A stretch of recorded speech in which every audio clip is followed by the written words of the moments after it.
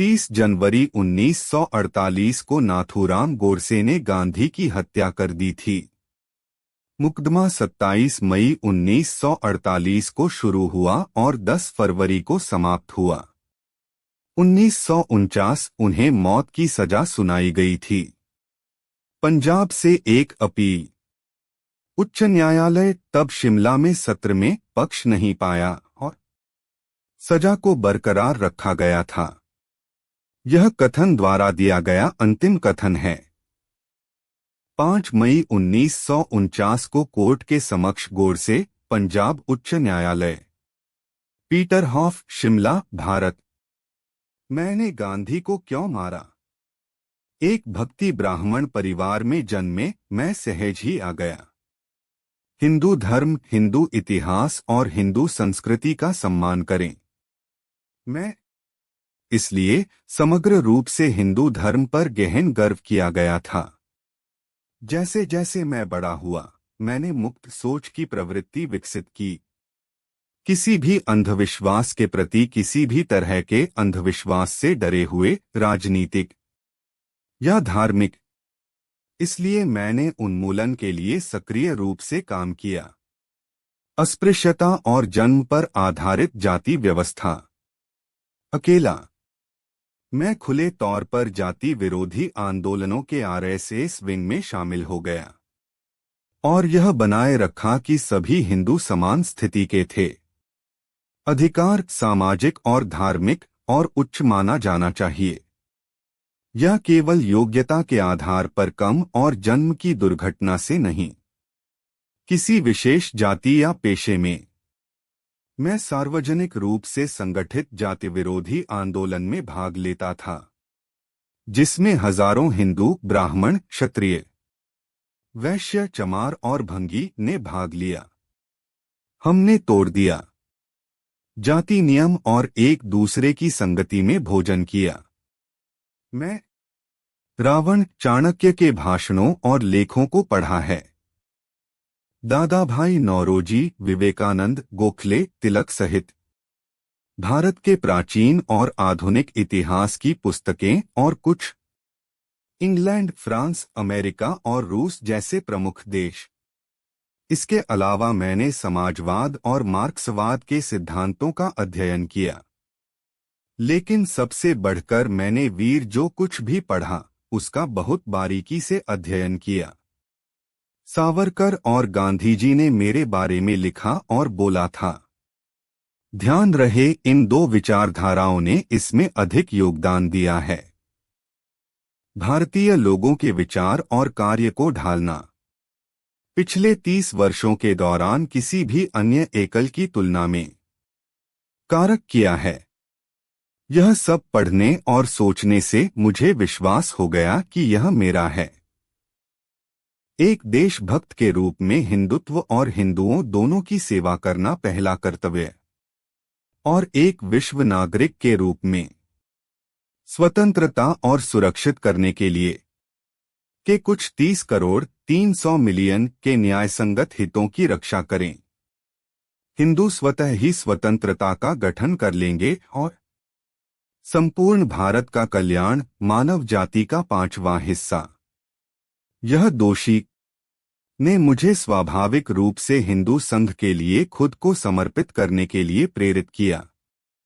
तनवादी विचारधारा और कार्यक्रम जो अकेले मैं आया कि राष्ट्रीय स्वतंत्रता को जीत सकते थे और संरक्षित कर सकते थे।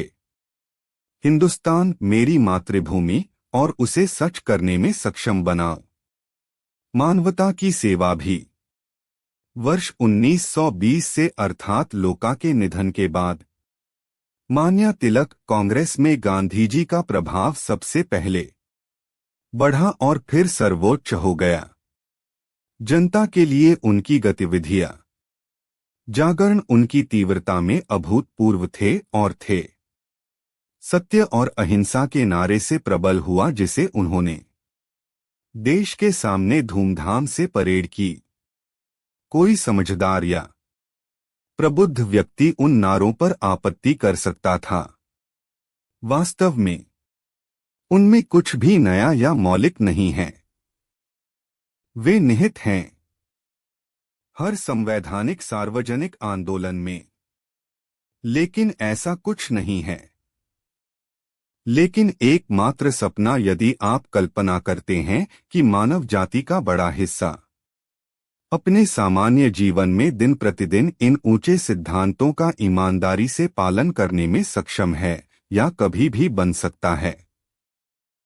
वास्तव में सम्मान, कर्तव्य और अपनों का प्यार और परिजन और देश अक्सर हमें गैर-अवहेलना करने के लिए मजबूर कर सकते हैं।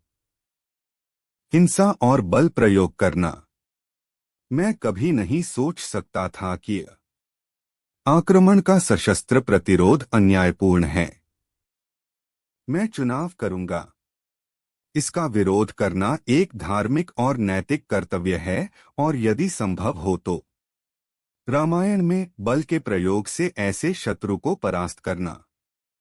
महाभारत में राम ने रावण को एक तुमुल में मार डाला, संघर्ष किया और सीता को मुक्त किया।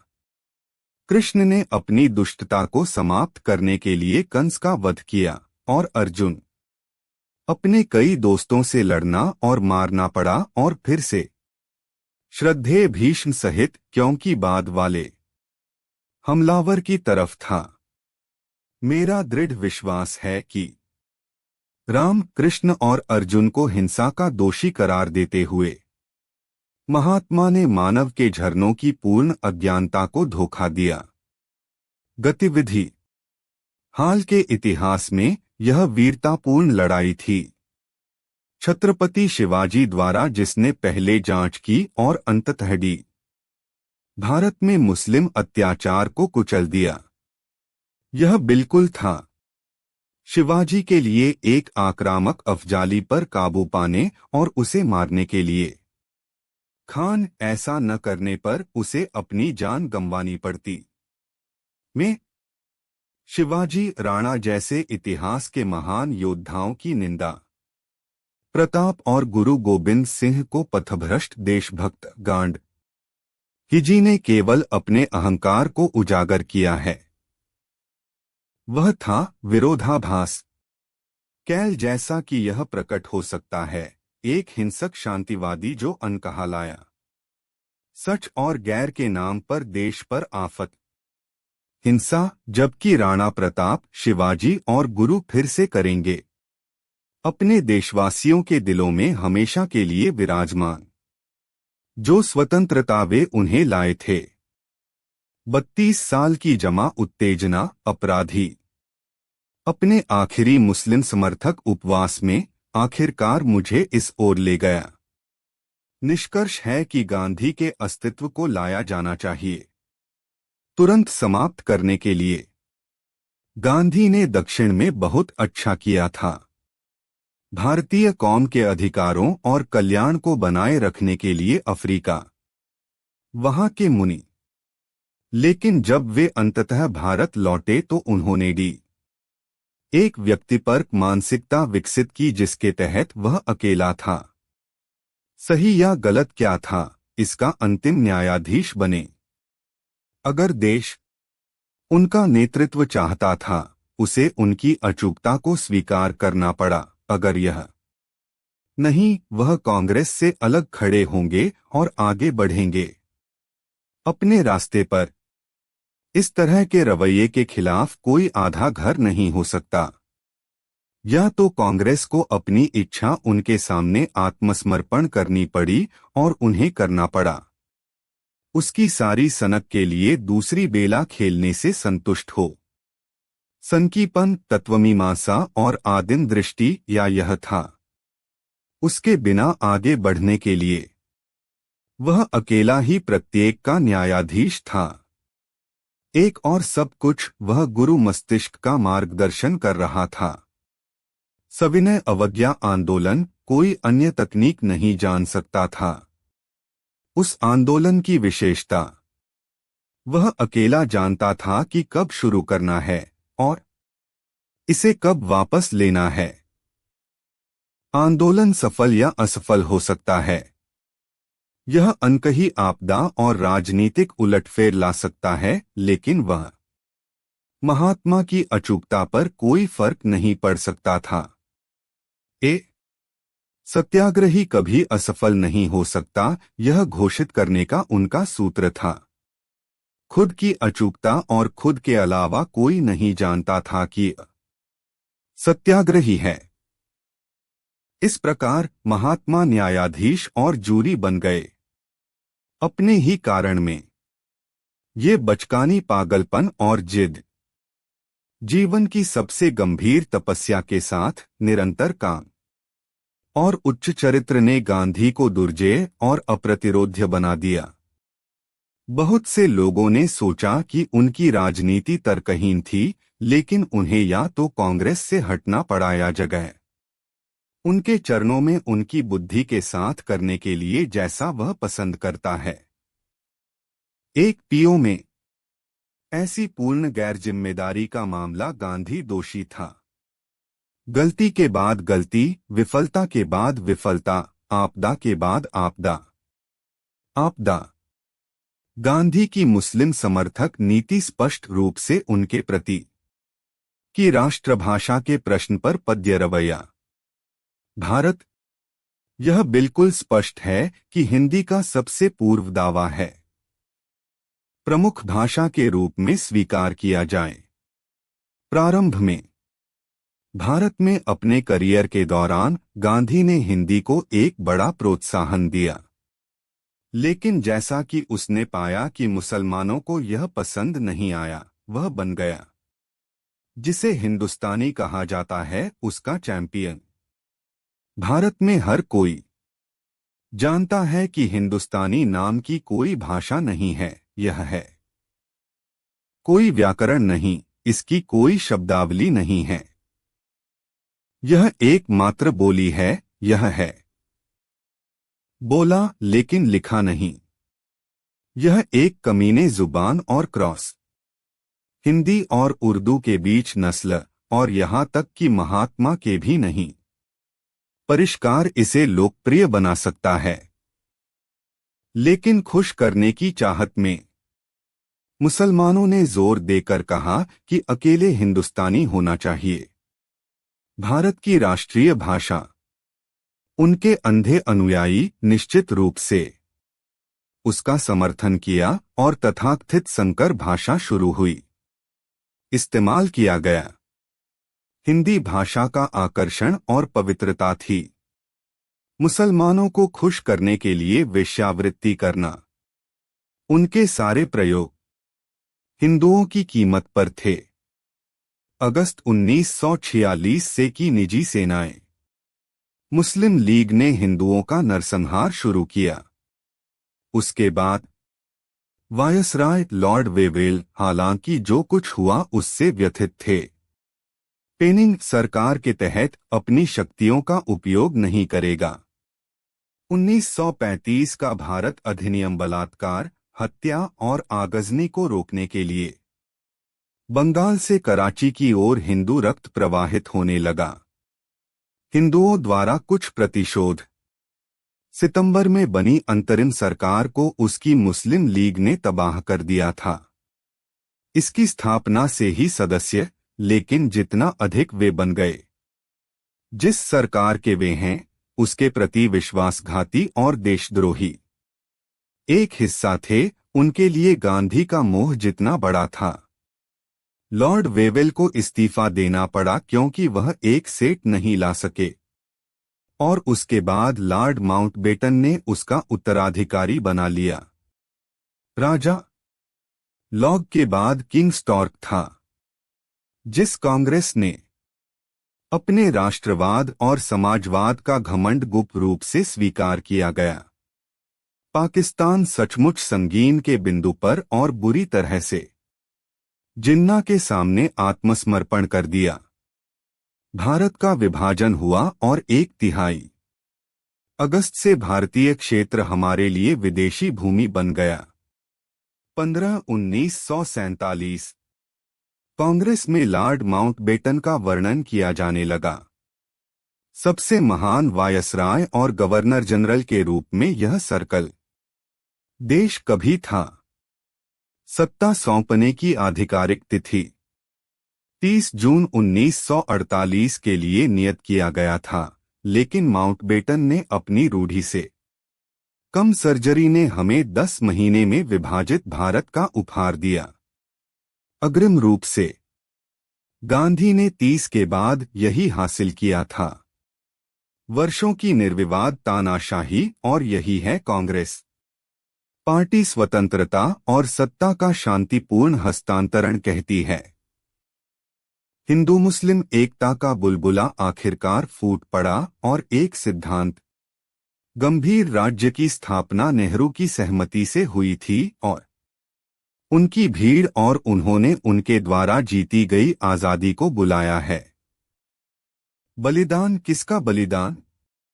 जब कांग्रेस के शीर्ष नेता गांधी की सहमति से देश को बांटा और फाड़ा, जिसे हम पूजा का देवता मानते हैं, मेरा मन भर गया भयंकर क्रोध से।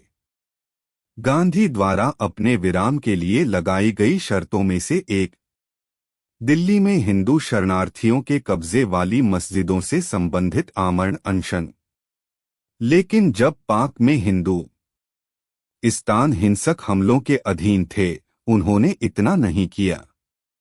पाकिस्तान का विरोध और निंदा करने के लिए एक शब्द के रूप में सरकार हो या मुसलमान, गांधी चतुर थे।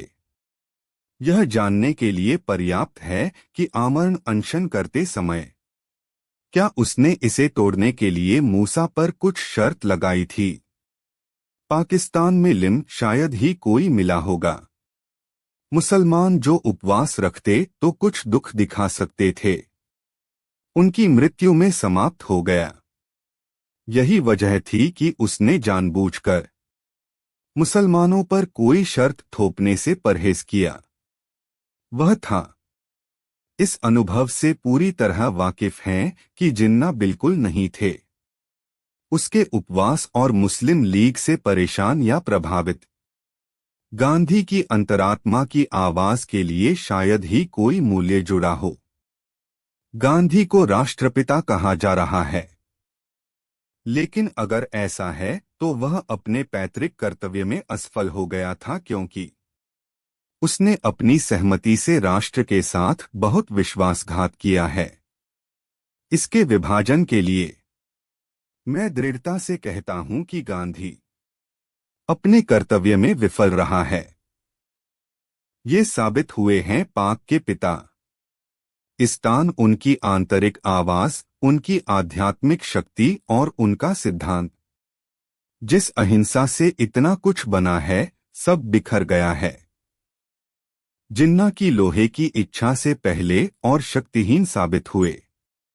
संक्षिप्त बोलते हुए मैंने अपने बारे में सोचा और मुझे लगा कि मैं पूरी तरह से हो जाऊंगा बर्बाद कर दिया, और केवल एक चीज जिसकी मैं लोगों से उम्मीद कर सकता था, नफरत के सिवा और कुछ नहीं होगा, और मैं सब कुछ खो दूंगा। मेरा सम्मान मेरे जीवन से भी अधिक मूल्यवान अगर मुझे मारना है। गांधी जी। लेकिन साथ ही मुझे लगा कि भारतीय राजनीति गांधी जी की अनुपस्थिति में निश्चय ही व्यावहारिक सिद्ध होगा, जवाबी कार्रवाई करने में सक्षम और सशस्त्र बलों के साथ शक्तिशाली होगा। निःसंदेह मेरा अपना भविष्य पूरी तरह से बर्बाद हो जाएगा, लेकिन देश पाकिस्तान की घुसपैठ से बच जाएगा। पीओ, कृपया मुझे कॉल भी कर सकते हैं और मुझे किसी भी अर्थ से रहित करार दे सकते हैं, या मूर्ख लेकिन राष्ट्र मार्ग का पालन करने के लिए स्वतंत्र होगा। उस कारण पर आधारित है जिसके लिए मैं आवश्यक समझता हूं। ध्वनि राष्ट्र निर्माण प्रश्न पर पूरी तरह से विचार करने के बाद मैंने मामले में अंतिम निर्णय, लेकिन मैंने इसके बारे में बात नहीं की किसी को भी। मैंने अपने दोनों हाथों में हिम्मत की और मैं 30 जनवरी 1948 को गांधी जी पर गोलियां चलाईं। बिरला हाउस के प्रार्थना स्थल। मैं कहता हूं कि मेरे शॉट थे। उस व्यक्ति पर गोली चलाई जिसकी नीति और कार्रवाई ने रैकी ला दी थी, और करोड़ों हिंदुओं का विनाश और विनाश वहां नहीं था। कानूनी तंत्र जिसके द्वारा ऐसे अपराधी को लाया जा सकता है बुक करने के लिए, और इस कारण से मैंने उन घातक शॉट्स को निकाल दिया। मैं नहीं सहन करता हूं। व्यक्तिगत रूप से किसी के प्रति दुर्भावना है, लेकिन मैं कहता हूं कि मेरे पास था। वर्तमान सरकार के लिए उनकी नीति के कारण कोई सम्मान नहीं, जो मुसलमानों के प्रति अनुचित रूप से अनुकूल था। लेकिन पर उसी समय मैं स्पष्ट रूप से देख सकता था कि नीति पूरी तरह से थी। गांधी की उपस्थिति के कारण मुझे बड़े अफसोस के साथ कहना पड़ रहा है कि प्रधानमंत्री नेहरू काफी भूल जाते हैं कि उनके उपदेश और कर्म कभी कभी होते हैं। जब वे भारत के बारे में बात करते हैं तो एक दूसरे से भिन्न होते हैं, मौसम में और मौसम के बाहर एक धर्मनिरपेक्ष राज्य, क्योंकि यह है उल्लेखनीय है कि नेहरू ने इसमें प्रमुख भूमिका निभाई है। पाकिस्तान के लोकतांत्रिक राज्य की स्थापना और गांधी की लगातार नीति से उनका काम आसान हो गया था। मुसलमानों के प्रति विलुप्तीकरण। मैं अब के सामने खड़ा हूं। मैं जो कुछ भी करता हूं उसके लिए मेरी जिम्मेदारी का पूरा हिस्सा स्वीकार करने के लिए अदालत किया है, और न्यायाधीश निश्चित रूप से मेरे खिलाफ सजा के ऐसे आदेश पारित करेगा जो उचित समझे जा सकते हैं। लेकिन मैं यह जोड़ना चाहूंगा कि मैं नहीं चाहता कि कोई दया दिखाई जाए मेरे लिए, और नहीं मैं चाहता हूं कि कोई और दया की भीख मांगे मेरी ओर से। माई के नैतिक पक्ष के बारे में मेरा विश्वास की गई आलोचना से भी नहीं हिली कार्रवाई इसके खिलाफ हर तरफ। इसमें कोई शक नहीं कि ईमानदार लेखक इतिहास के मेरे कृत्य को तौलेगा और उसका सही मूल्य खोजेगा। भविष्य में किसी दिन